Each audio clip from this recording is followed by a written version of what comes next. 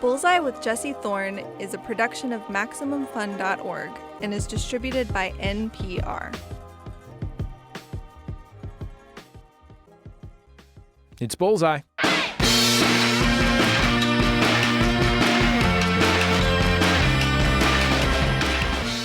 It's Bullseye. I'm Jesse Thorn. Here on our show, we do a semi-regular segment called The Craziest Day of My Entire Career. And this week, the author Chuck Klosterman comes by to tell us about his. Chuck just released his latest book. It's called Raised in Captivity, Fictional Nonfiction. It's 34 very short stories. Most of them are about 1,200 words long. And they're different than typical short stories, I think. I mean, in the sense that the idea is kind of the whole thing. They're not about character development. They're not about plot mechanics. I suppose the best analogy might be like Twilight Zone episodes. Chuck Klosterman is one of the greats when it comes to writing about culture. You've seen his work in all the big places, the New York Times, GQ, Esquire, ESPN, and elsewhere. But Chuck's crazy day was before he really hit it big. Back in the early 2000s, Chuck was a reporter and columnist for a local newspaper, the Akron Beacon Journal in Ohio. He just released his first book, Fargo Rock City, a Heavy Metal Odyssey in Rural Nörth Daköta. And he made what he thought was a reasonable assumption, that no one important was reading it. That was until he got a pretty memorable phone call. I'm Chuck Klosterman. I'm a writer who's talking into a microphone.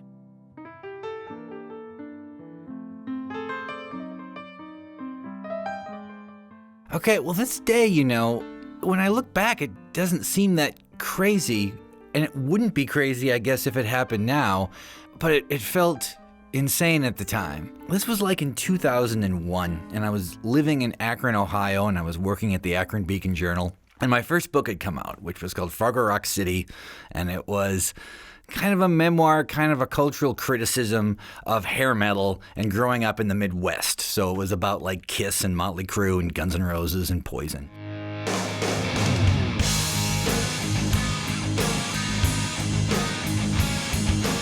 The book came out and I was pleased with it, but it didn't seem like a big deal at all. I mean, I did a little book tour with a few book events, and like the biggest crowd would be like 25 people, and I knew half of them. So that had happened, and I was happy, but it felt as though it was like a manageable situation.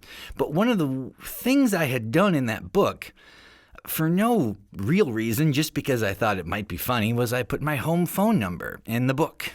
And I was like, if you buy this book and you don't like it, feel free to call me and tell me, which I didn't think anyone would do, but of course people did.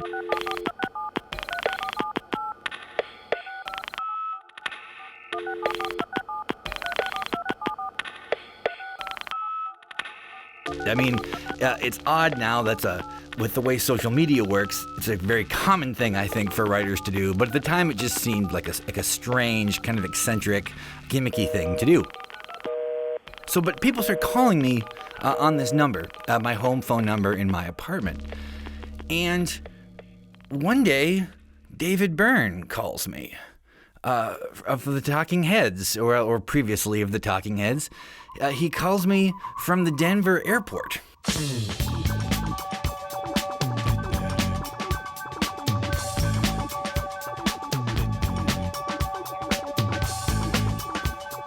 He has read this book, I guess, while on a flight.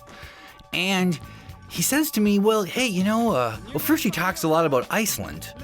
He had been to Iceland, and he's like, the music of the future is all coming from Iceland. And it was exactly like you would expect him to be in a conversation. But he says to me, hey, I'm doing a book event with Lydia Davis that's being sponsored by Dave Eggers and McSweeney's, and why don't you come to New York and be the opening act for this? And I said, of course I will do that. It was bizarre. All of this is just bizarre to me. I can't believe any of it's happening. So I think, great, I will do this. And I'm like, well, when is it? And he says something like, it's like September 24th. And I'm like, great, that's a few months off. I can't wait to do this. And you may ask yourself, how do I work this? And you may ask yourself, where is that large automobile? And you may tell So then September 11th happens. okay? And, it's a real jarring thing. I'm watching it from Ohio, as a news event. But part of me is also like, well, is this still happening? Are there still going to be book events in New York after this? Well, the flight is on September 22nd. And that seems meaningless now, but at the time, and this is, it's hard to remember almost how crazy the world was after September 11th, there was a lot of fear that there might be another terrorist event on the 22nd because it was double 11.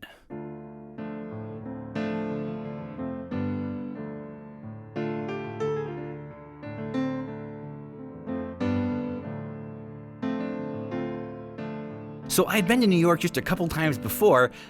Now I'm in the city and it seems totally different. People are much nicer to each other. People are also kind of just walking around, still seemingly dazed. You see military personnel a lot. You see cops everywhere. It seems like a completely different city. So that was like the second crazy day, just getting there. But then the event's coming up, okay? And again, it's not that this is so strange, but I didn't know anything about this. I didn't know how these things worked. The people involved with this event seemed super famous to me in a way that I just could not kind of fathom or understand. So the event's at like 7 o'clock at night, but I go there at 2:30 in the afternoon. Because I don't know how this works. So, and Dave Eggers is in there. This is at the height of his fame. And he looks at me and he's like, what are you doing here? Dave Eggers says, do you want to go to the deli where they filmed Harry Met Sally, that scene in Harry Met Sally? And I'm like, sure, I guess, I don't know. So we go there along with all his sort of minions, and I kind of eat lunch at 3 in the afternoon. And I still come to the event very early, probably 5:30, because it's only 90 minutes away now. So I'm getting increasingly nervous, and then I have to wait for the thing to start. And there's this little backstage area. So I go back there, and then Dave Eggers shows up and David Byrne shows up. To my surprise, David Byrne and Dave Eggers don't seem particularly comfortable talking to each other. They just sort of seem like quiet people who are just standing there next to me. David Byrne's wife comes back for a while, and she does all the talking. She kind of saves the day. She's a very kind of charismatic person. But if she hadn't been there, I don't know what would have happened, because it's just 3 guys standing back there, 2 of which seem pretty famous to me, and I don't even feel like I should be there. I don't even know how I'm supposed to be dressed or exactly how this is going to work.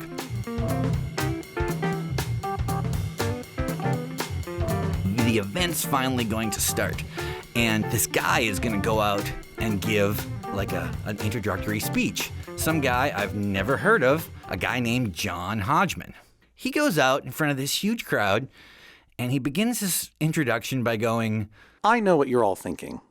I shouldn't be here right now. And he proceeds to give probably the best speech I've ever heard in my life. And I know he's a humorist. This speech is not funny. The speech is a really sort of dark meditation on this idea that this event has happened that has affected the entire world, but specifically this city. And there was all this conversation going on about the idea that, well, maybe we won't have popular culture anymore. Maybe all of the frivolous ideas that we've been consumed with over the last 50 years of the 20th century or whatever, that's just done, and we're not going to care about things like that anymore. There's going to be this new seriousness. Now, as it turns out, of course, the opposite happened. Culture got more frivolous, but at the time, that's how it felt. And he gave this incredible speech basically explaining that it was okay to return to enjoying things, and that it was okay to have escapist entertainment, and that doesn't detract from the meaning of this event. It was just this very moving speech that almost could have been its own thing, because I think, in my memory, I'm sure this maybe isn't exactly right, but it seemed almost like this is the first cultural event happening in New York since the Tuesday when the towers went down. This is the first time people are coming out to go to something. So Hodgman gives this speech that's real profound, and then at the end says and now, Chuck Klosterman, who will talk about poison.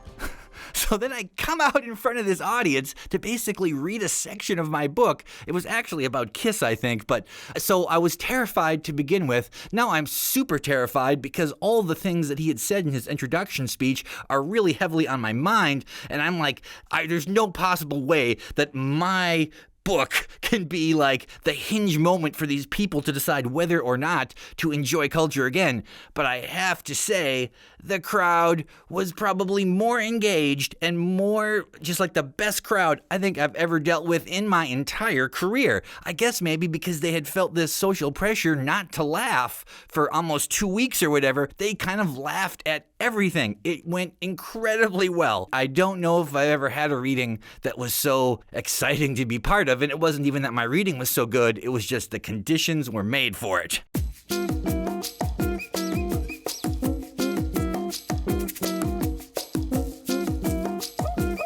Lydia Davis did her stuff, and David Byrne did his stuff, and then he played some music at the end, and there was a book signing, and like Parker Posey was at the thing, and she came up through the book signing, and an editor from the New York Times Magazine was there, and basically offers me a job while I'm signing these books, or at least sort of the ability to write for the New York Times Magazine, which I never even anticipated. And then we went to a bar afterwards.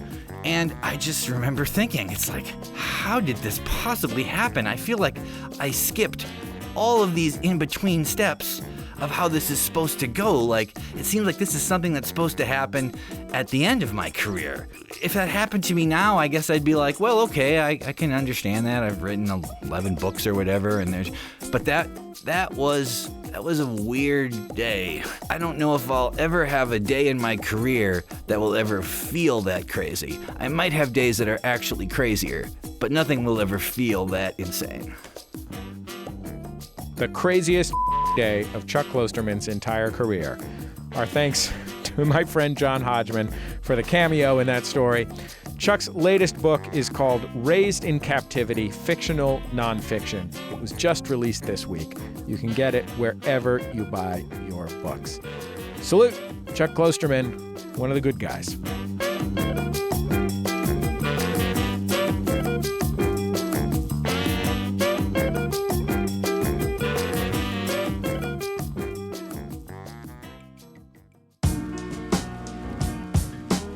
We've come to the end of another episode of Bullseye. Bullseye is produced at MaximumFun.org, world headquarters overlooking MacArthur Park in beautiful Los Angeles, California, where this week our producer Raghu saw a duck walking carefully across a crosswalk like a proper law-abiding pedestrian. Who says no one walks in Los Angeles? The show is produced by Speaking Into Microphones. Our producer is Kevin Ferguson. He's away taking care of a beautiful new baby. So Raghu Manavalan stepped in for him this week. Jesus Ambrosio is our associate producer. We get help from Casey O'Brien. Our production fellow is Jordan Cowling. Our interstitial music is by DJ W, also known as Dan Wally. Thanks to Dan for sharing it with us. Our theme song is Huddle Formation by the Go Team. Thanks to them and their label Memphis Industries for letting us use it. And before you go, did you know Bullseye has nearly 2 decades of archives available to you? That's right. I started doing this show when I was 19 years old, and I am 38. There are so many great interviews in our archive. You can find them at MaximumFun.org. You can find the last few years' worth on YouTube. Just search for Bullseye with Jesse Thorn. You can also find them in your favorite podcast app. Hey, how about this? You like Curb Your Enthusiasm? How about Jeff Garlin? Jeff Garlin's been on the show. That guy's a delight. He plays Jeff on the show. Jeff from Curb Your Enthusiasm. Anyway, that's about it. Just remember, all great radio hosts have a signature sign-off. Bullseye with Jesse Thorn is a production of MaximumFun.org and is distributed by NPR.